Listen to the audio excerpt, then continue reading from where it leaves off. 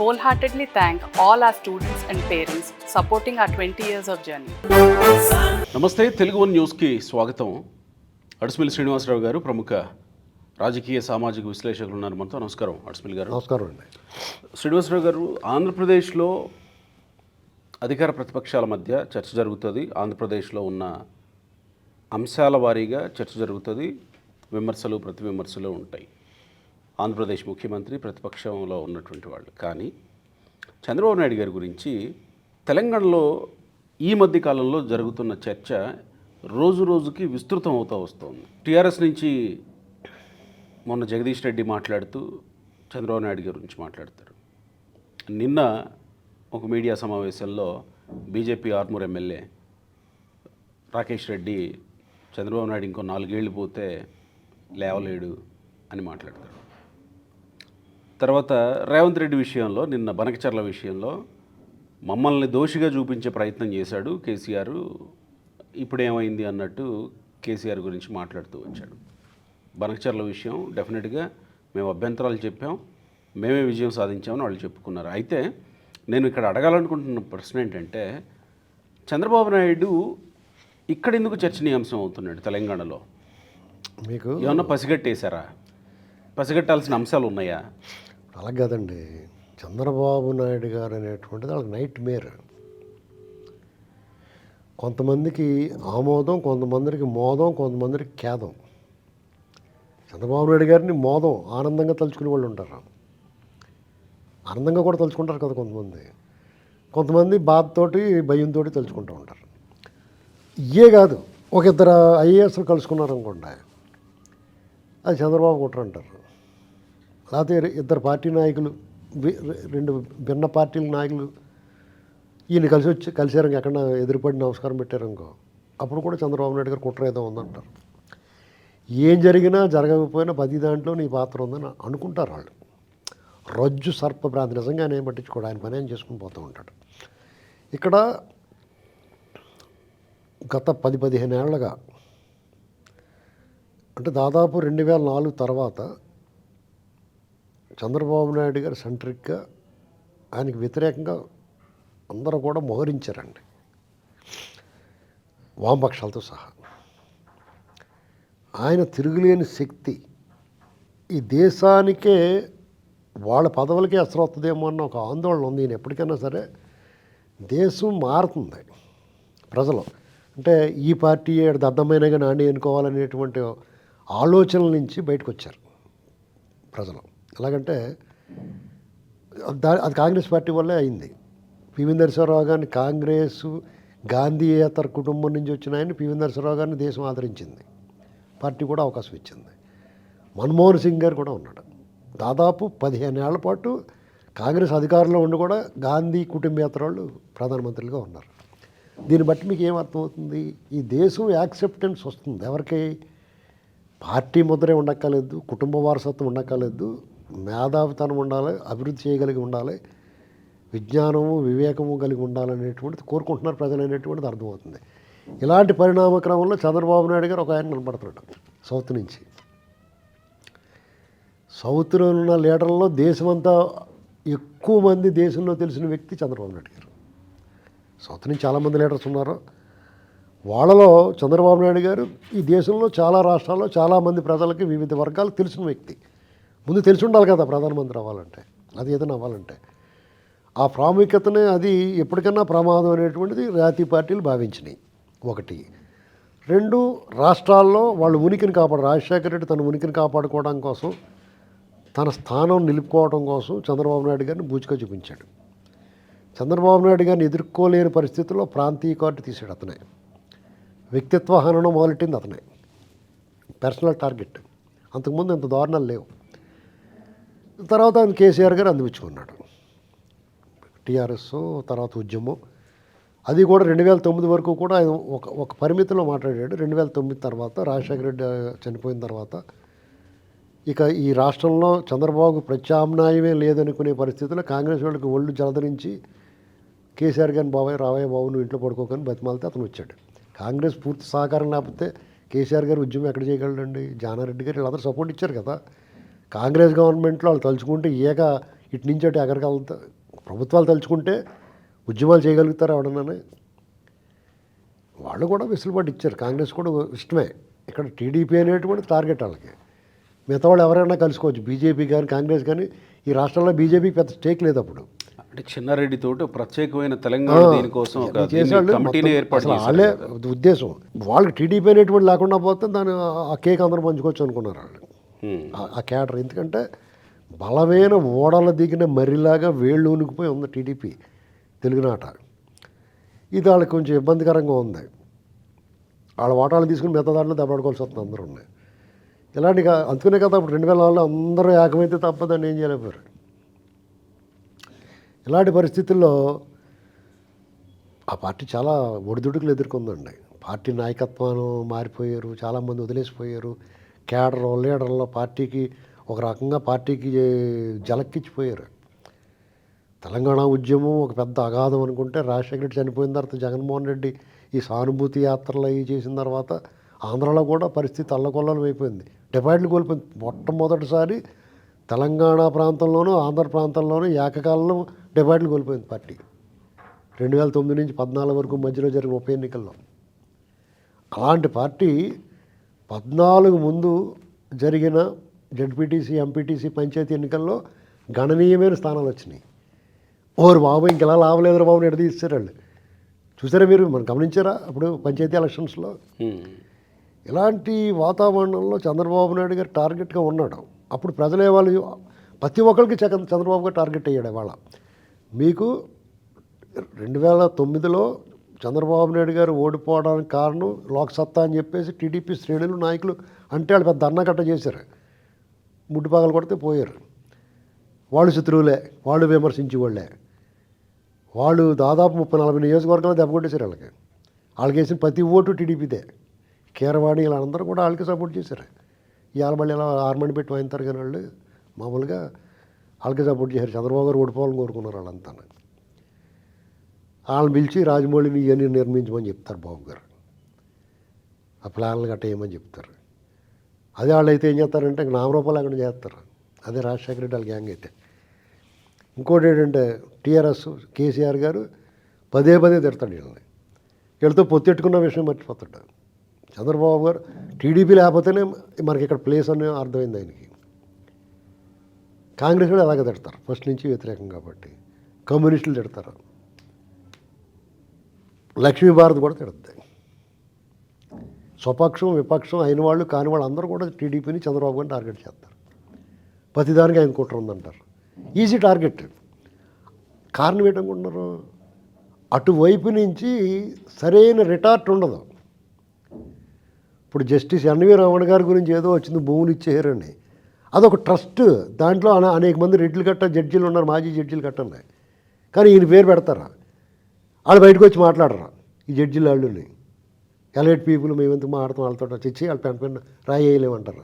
కానీ అదే వాదన స్థిరపడద్దు. మురళీమోహన్కి రియల్ ఎస్టేట్ చంద్రబాబు అప్పు చెప్పాడు అన్నట్టుగానే. ఓరు బాబు నేను కష్టపడి సంపాదించుకున్నాను బాబు, ఎన్ని వందలు ఇంటర్వ్యూలు ఇచ్చాడైనా. అది ఎవరు నమ్మరు. ఇంకా చంద్రబాబు ఇచ్చేయడు. చంద్రబాబు ఎందుకు ఇస్తాడు? ఊరిని ఇస్తాడా?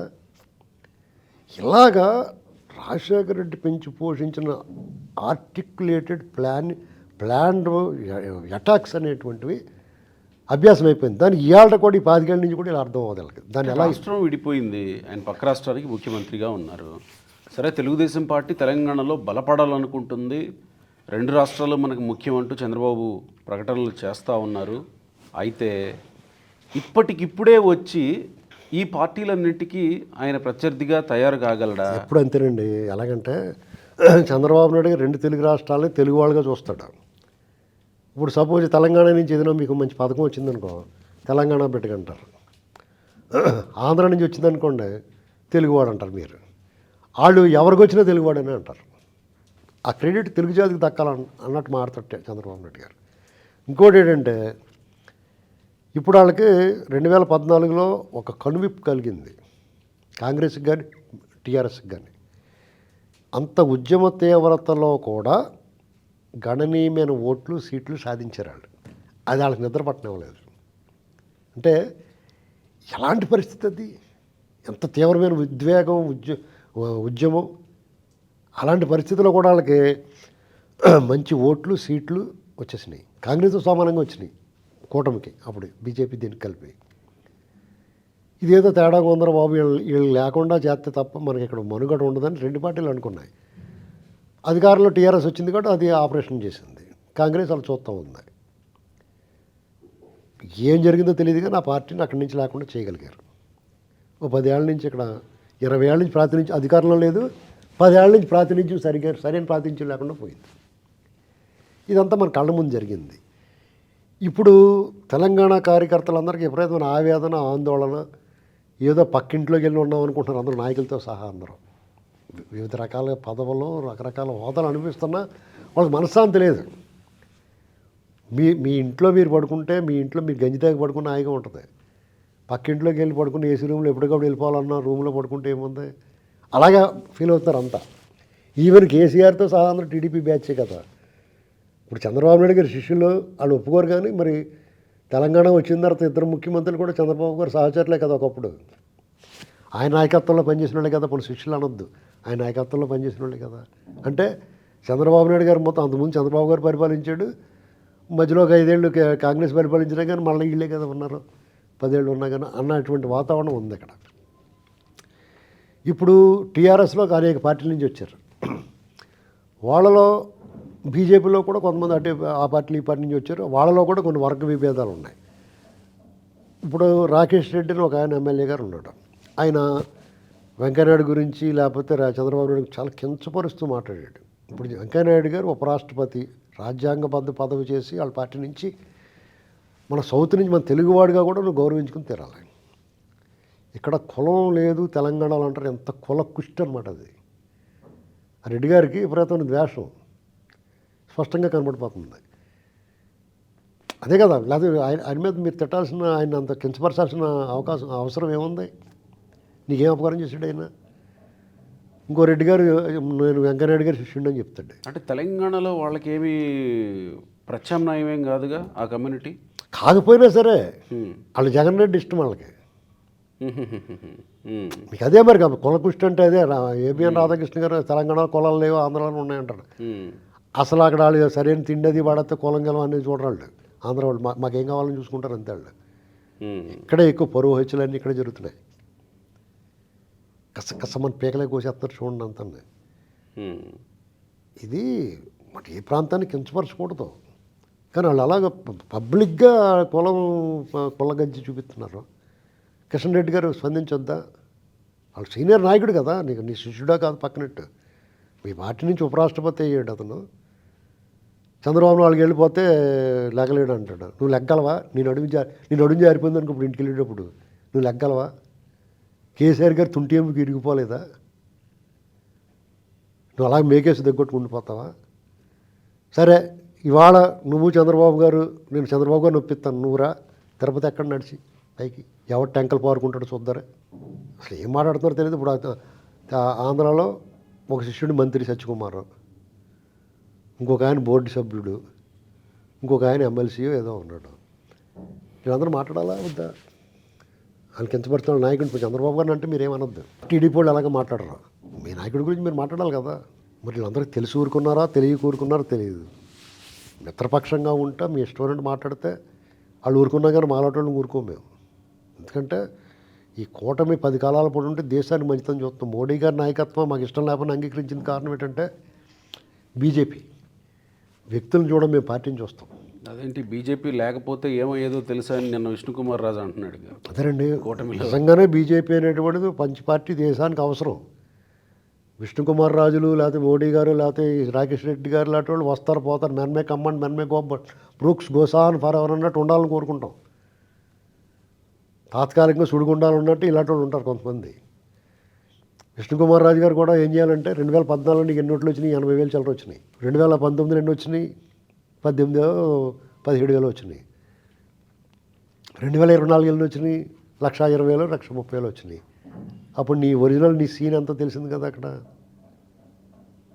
ఇలాంటి మాటలు నోటొట్ట మాటలు అంటారు. కొంచెం ఒళ్ళు దగ్గర పెట్టుకుని మాట్లాడాలి ఎవరన్నా మాట్లాడినప్పుడు. ఎందుకంటే కూటమి మా ఇష్టం మా ప్రభుత్వం అంటే కుదరదు.